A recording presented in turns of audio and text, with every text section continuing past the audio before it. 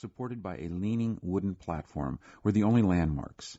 Some words were painted in block print on one of the weathered wood planks, but sandblasting windstorms had long since rendered the lettering illegible. As I stepped from the truck, a gust of hot wind swept sand into my face and pelted my sunglasses with grit. Bedouin men, in drab robes, squatted in meager shade of the two tanks, seemingly uninterested in our arrival. The whole village had an otherworldly feel to it. Apparently, people came here from miles around to fill their tanks with gas, get water, and conduct their desert trade. "Uh-oh," Larry whispered. "This doesn't look good." I turned to see 6 men walking toward us, brandishing battered rifles. I was shaken by the unmistakable anger in their eyes. These desert dwellers wore flowing Bedouin robes, stained yellow by the harsh sun. I guessed that they were some of the frontier forces I had heard about, a kind of desert police who handled feuds and disputes between remote Bedouin clans. They had now caught 2 Americans wandering the desert near a fenced military facility. Larry and I were quickly surrounded and escorted to one of the huts. Patches of whitewash peeled from its crumbling daub walls. A rifle butt prodded us along until we stood before the hut's darkened doorway. I instinctively stopped short, but a foot against my lower back propelled me inside.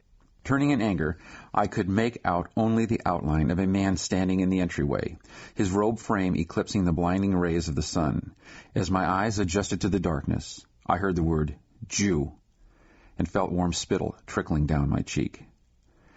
We were pushed to the ground inside the hut and awaited the worst. A stocky man in frayed military fatigues pushed past the other guards and tossed a camel saddle on the floor. Dust rose in the stifling air of the dimly lit room. With an exaggerated huff, the man lowered himself onto the saddle and glared at me from a brutish, sun-scarred face like blistered leather. One eye, blood-red and puffy, was swollen nearly shut, but the appraising stare of his good eye was unnerving. Larry and I sat on the packed earth floor, our backs pressed against a sweat-stained wall. Our socks, shoes, keys, wallets, and passports had been confiscated and piled in the middle of the room. The rusted tin roof radiated triple-digit heat as thin shafts of sunlight pierced through the random gaps and holes, further irritating my sunburned skin. I lowered my head and waited for the questioning to begin. Angry words, shouted in a language I didn't understand. My answer and Larry's were equally incomprehensible to our captors. A whipping wind whistled around the mud walls, blowing sand through the cracks and under the door. The air in the room was nauseating. An odor of putrefied mutton oozed through the floors and walls. It clung to my skin, invaded my nose, and mingled with my sweat-saturated hair. I had been fighting my stomach from the moment they had shoved us into this wretched place. I kept my breathing shallow and rhythmic, battling the urge to retch. Our Bedouin guards started in on us again, grilling us incessantly with unintelligible, mind-numbing questions. Although no one understood a word we said, they kept the interrogation going. The one word that I did understand chilled my blood. The men kept calling us Jews with vehement hatred. I studied the guards more closely. Their flowing, sun-faded thobes were stained with gun grease and dried sheep's blood. Strapped across their chest were stiff, cracked leather bandoliers filled with bullet casings of various sizes, though most were either empty or corroded. Traditional red-checkered gutra scarves were wrapped around their heads and secured with rope headbands. They looked like extras from Lawrence of Arabia. I glanced at Larry, but no conversation was needed. We were in deep trouble, and we both knew it. This was not a place of constitutional liberties for tourists gone astray. There would be no Miranda rights or attorney visits. Our next stop could well be the bottom of a shallow, sandy grave, if they bothered to bury us at all. We're in forbidden territory, in a culture closed to the outside world. We were trespassers, and the punishment for this offense could be severe. We had come in pursuit of a great historical prize, so alluring that we had decided to risk everything. But at that moment, I questioned our wisdom. What made me think this trip was such a good idea? I had left my family at home, set aside my business. And for what? Was it really worth the danger, the pain, the risk? Was it really worth this? I looked away from my red-eyed inquisitor and gazed through a crack in the wall. The sun was dissolving, silhouetting a solitary Bedouin shepherd against the deep blue of the darkening sky. At his feet, a small flock of sheep foraged for scant offerings of desert sage. Although I couldn't see it from where I sat, I knew that the blackened summit of Jabal el-Lawz, mountain of the almond, towered above the distant range of brooding mountains. It held a mysterious relic of antiquity, an age-old secret. Just the night before, Larry and I stood on that mountain, and what we had seen would change Bible maps and our lives forever. Now all we had to do was live to tell the story. For me, that story begun 10 years earlier on a quiet spring evening in Southern California when I answered a call on my police radio. Chapter 2. The Shootout. Southern California, 1978. All 44 units, the dispatcher's voice crackled over the radio. We have a truck on fire on Continental Avenue. Suspicious circumstances. I was a crime scene investigator for the Costa Mesa Police Department, a plainclothesman driving an unmarked car.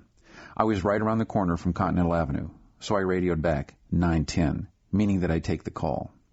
When I arrived at the scene, a ball of flames and thick black smoke engulfed a charred truck in someone's front yard. In the dying light of dusk, the bright orange glow illuminated a man standing behind the front screen door of the house. I approached cautiously. As I neared the porch, I could see a bottle in the man's left hand. I took a few more steps toward the house and froze. I was staring into the barrel of a semi-automatic rifle pointed squarely at my head. I wanted to reach under my sports jacket for my 9mm handgun, but thought better of it and backed off. "You a cop?" the man demanded from the doorway. His speech was slurred. No, I managed. The man pressed the barrel against the screen, making it bulge. "Then get out of here." I slowly backed away. A moment later, I heard a loud crack overhead, followed by another. Leaves from a nearby tree rained down on me as bullets ripped through its branches. I'm not sure why the man started shooting. Maybe he had seen the yellow light mounted in the rear window of my unmarked police vehicle, which I had parked directly in front of his house. As I dove behind the car, bullets peppered the ground behind me, kicking up a spray of asphalt against my pant legs. I was pinned down with nowhere to go. Backup officers soon arrived, but the standoff with the gunman would drag on for hours. As night fell, the truck fire burned itself out, leaving smoldering rubber that filled the air with a noxious pall of lingering smoke. A thin fog began to creep in from the coast. The darkness had long since swallowed the man inside the house. After an eternity of silence, the waiting suddenly ended as the man kicked open the screen door and advanced in my direction. He staggered past the burnt-out hull of his pickup truck, spewing random shots from the rifle on his hip. A sour film of adrenaline crawled across my tongue. Sweat trickled down my back as I lifted my 12-gauge shotgun over the hood of the car and took aim. As I squeezed the trigger, I heard a loud report from another officer's weapon just to my right. Then the 12-gauge erupted in my hand, and the muzzle flash blinded me as I hunched back down behind the protection of my vehicle. All was quiet again. When I peered back over the hood, I could see the gunman lying on the ground with the rifle at his feet. I inched my way toward him, my grip tight on the shotgun, and my hands moist with sweat. I could hear the sucking sound of the man's chest wounds. When I reached his side, my heart was pounding wildly, but the death rattle had ceased, and the man was clearly gone. Later, I learned that the burning truck had been a trap to lure a police officer to the scene so that the man could shoot him. Had I not been in plain clothes, the officer might have been me. A recent arrest, the loss of his job, and other pressures of life had pushed the man beyond his limits. In his alcohol-clouded mind, the cops were to blame. He had decided that life wasn't worth living, but before he left this world, he wanted to even the score by snuffing a cop. I acted as if it didn't bother me. That's what policemen do. But the image of a dying man isn't easy to forget. I soon realized that this moment required me to reassess my life. I began my law enforcement career as an energetic young police officer, ready for excitement and the opportunity to help others. I worked on patrol, had several special assignments, was a motorcycle cop, and was assigned to a SWAT team. Eventually, I became a crime scene investigator, finding and collecting evidence. Police work runs hot and cold. It alternates between yawning boredom and adrenaline-charged excitement in the blink of an eye. The job takes a great emotional and physical toll. And after years of this, many experienced cops opt for another profession. I was one of them. Maybe the shooting was the final straw, or perhaps it was all the death I had encountered as an investigator. But mostly I saw the disillusionment of many other officers who had endured a lifetime of stress, death, crime, and fear. Some were burned-out shells, straining unhappily for the finish line of retirement. Was that what I had to look forward to?